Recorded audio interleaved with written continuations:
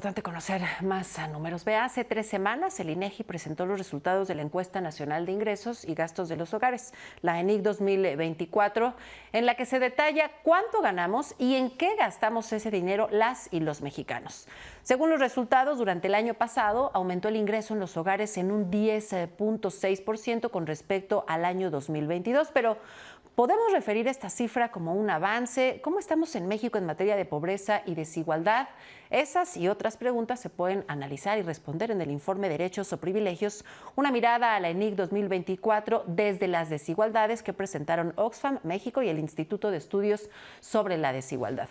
Precisamente para conocer más al respecto y para hacer este análisis, agradecemos a Máximo Ernesto Jaramillo. Él es académico y activista político en este instituto, especialista en pobreza y desigualdad y fundador de Gatitos contra la Desigualdad. ¿Cómo estás? Muy buenas noches, Máximo. Pues hace 3 semanas que se presentaron los resultados de la ENIC 2024. Se anunciaba con bombo y platillo que los ingresos para las y los mexicanos eran a mayores, pero no necesariamente esto tiene que ver con una buena noticia. Ustedes hicieron este análisis. Sí, bueno, primero que nada, muchas gracias por la invitación y un gusto platicar con ustedes y con su Gracias. audiencia. Y efectivamente, lo que encontramos en digamos, en este análisis que publicamos en el informe, tanto de parte del INDECIC como de Oxfam, es que efectivamente se confirma que hay un avance importante en los ingresos de los hogares, particularmente en los ingresos de los hogares más pobres. Pero a diferencia de lo que se ha compartido durante semanas anteriores por parte del INEGI, nosotras lo que hicimos es ajustar estos datos de la encuesta que tienen algunas limitaciones, digamos, en términos sobre todo de alcanzar a captar completamente y de manera real, por decirlo de alguna forma, el ingreso de los hogares más ricos. Entonces, a través de un ajuste metodológico que se hace a nivel mundial en diferentes lugares, ser resultados un tanto distintos frente a los que se han compartido en semanas anteriores. Primero que nada, decir que si bien otra vez han aumentado los ingresos de los hogares más pobres, incluso nosotros encontramos que cuando hablamos de ingreso per cápita, en el 10% más pobre, el incremento es incluso de 29% de 2018 a 2024, y esto por encima de la inflación. El detalle tal vez es que nosotras encontramos que también este incremento de 29% se refleja entre los hogares más ricos, específicamente entre el 1% más rico. Entonces vemos que tanto entre los más ricos como entre los más pobres está creciendo el ingreso, pero además pues también decirlo que obviamente ese 29% para los hogares más pobres pues representa apenas 16 pesos extras por día, mientras que para los hogares más ricos esto representa 7,000 pesos Por día. por día. Digamos, Sí, hay una pues diferencia brutal en lo que representan estos incrementos. sí, vamos a decirlo así, la brecha se amplía todavía más, Máximo. Ahora, hay que celebrar que los hogares mexicanos, particularmente en los grupos menos favorecidos, el ingreso aumente y esto sí ha favorecido, por lo menos en algunos casos, sacarlos de condiciones de pobreza extrema, Máximo, pero tampoco hay que celebrar que estas familias estén ya cumpliendo o satisfaciendo todas sus necesidades. Persisten condiciones de pobreza, algunas condiciones todavía en donde vemos que jóvenes, por ejemplo, 1 de cada 3 tiene carencias, que los adultos mayores sobre todo tienen dificultades para satisfacer necesidades que tienen que ver con alimentación, con salud. Así es que sí hay cosas que celebrar, pero también mucho camino aún por recorrer, ¿no? Sí, efectivamente. Y bueno, justo lo que encontramos es que, digamos, también analizamos cómo se gasta el dinero que tienen como ingreso los hogares. Esta parte del gasto es muy interesante porque en realidad vemos estas diferencias abismales entre los hogares más ricos y los hogares más pobres, como bien decías, estas brechas de desigualdad. Por decir un ejemplo, los gastos que tienen más comúnmente entre los hogares más pobres, pues en realidad les ayudan para sobrevivir. Digamos, se gastan la mitad de sus ingresos en alimentos, casi 10% en transporte público, y quienes rentan, quienes alquilan la vivienda en la que habitan, pues se gastan casi 30% de sus ingresos en eso. Estamos hablando en suma básicamente de 90% de los ingresos, y bueno, a partir de ahí podemos ver qué es lo que les queda para, digamos, otro tipo, ya no digamos siquiera ahorro, sino para temas de educación, para temas de salud, que además encontramos digamos que el aumento en este tipo de rubros, en salud y en educación, durante otra vez 2018-2024 ha sido importante. Y esto tiene que ver también, pues al final de cuentas, con que hay rezagos que vale la pena, digamos que el gobierno voltee hacia ellos, especialmente en este salud y especialmente en el rezago educativo. Mientras que los hogares más pobres, pues al final de cuentas gastan para sobrevivir, lo que hacen los hogares más ricos, pues es elegir de alguna manera servicios privados para tener una satisfacción de sus necesidades mucho más amplia. Claro. En este informe ustedes lo señalan que las personas ejercen sus derechos pues de acuerdo a cuánto ganan, al ingreso que tienen, y precisamente por eso lo nombran así, derechos o privilegios, y hacen énfasis en que pues los hogares más pobres gastan lo poco que ganan en algo que debería ser una obligación del Estado, como la salud, la educación.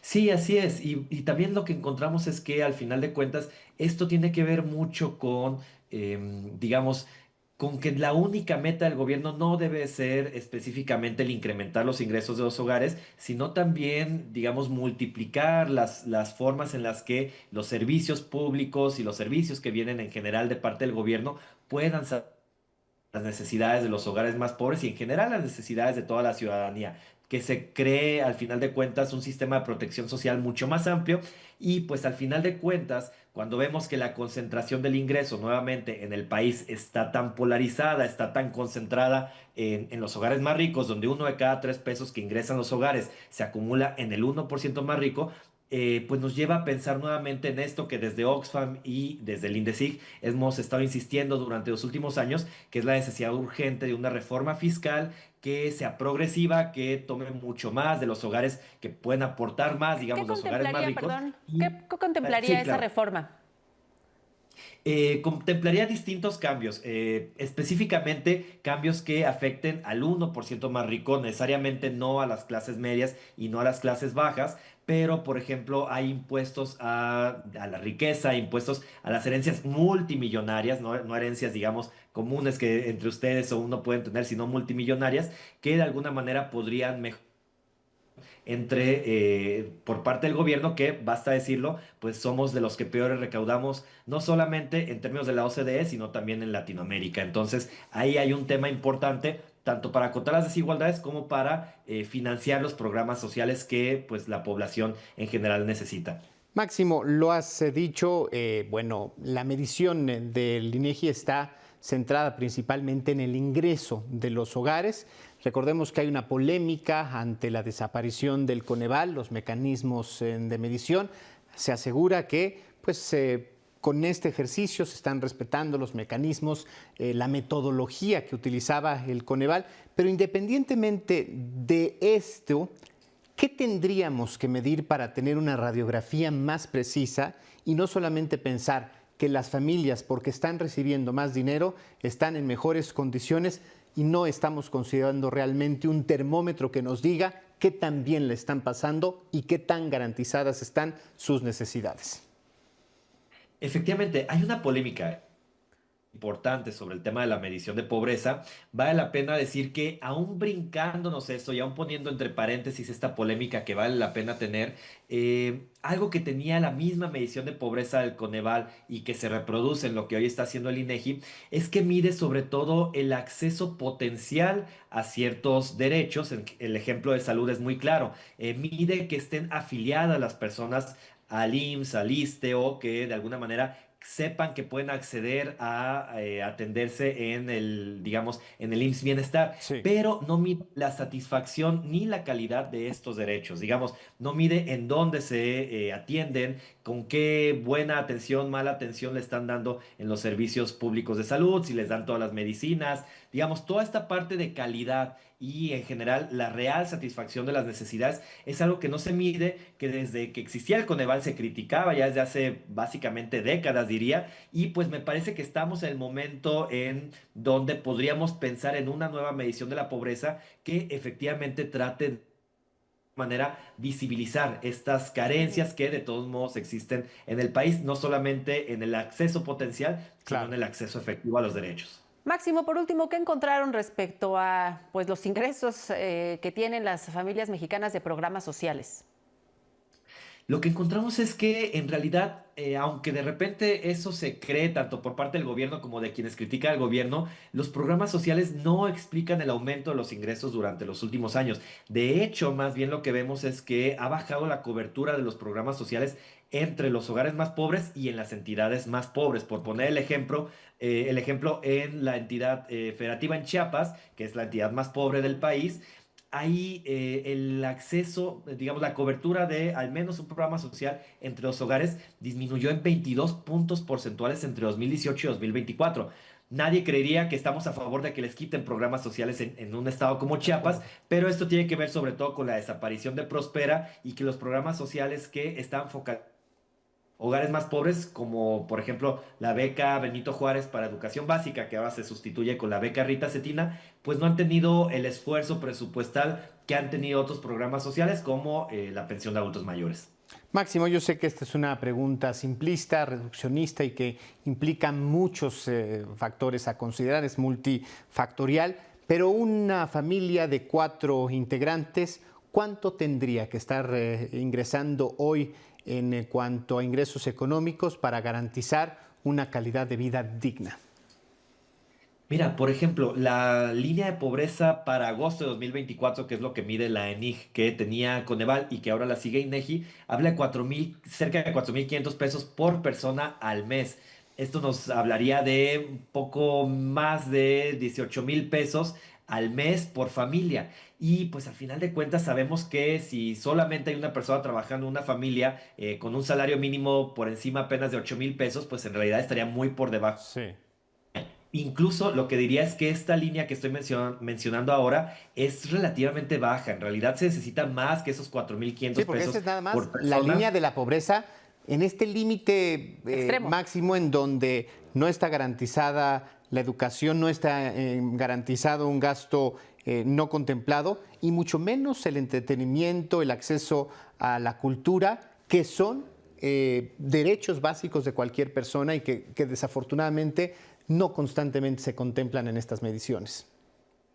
Así es, al final de cuentas hay otras organizaciones que han hablado de un ingreso mínimo por ahí de los 12,000 pesos, sobre todo cuando están analizando el tema del salario mínimo que al menos debería de llegar ahí, pero efectivamente me parece más importante todavía lo que estás diciendo, más que exactamente el número, sino que el gobierno, el Estado al final de cuentas permita que haya estos satisfactores para necesidades que vengan, digamos, que sean públicos, que haya educación pública de calidad, que haya salud pública de calidad, vivienda pública, que esto casi no existe en el país manera la parte del ingreso sea importante, pero no sea, digamos, lo único por lo cual puedas satisfacer tus necesidades y pues tener bienestar en tu hogar. Claro.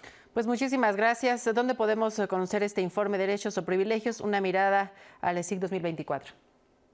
Claro que sí, lo pueden leer y descargar a partir de la página de el INDECIG, la pueden encontrar indecig.org y también la página de Oxfam México y pues en nuestras redes sociales de ambas organizaciones hemos estado promoviendo el informe. Máximo, muchísimas gracias. gracias. Muchas gracias por el espacio y un saludo. Gracias. Fuerte abrazo. Buenas noches. Nosotros vamos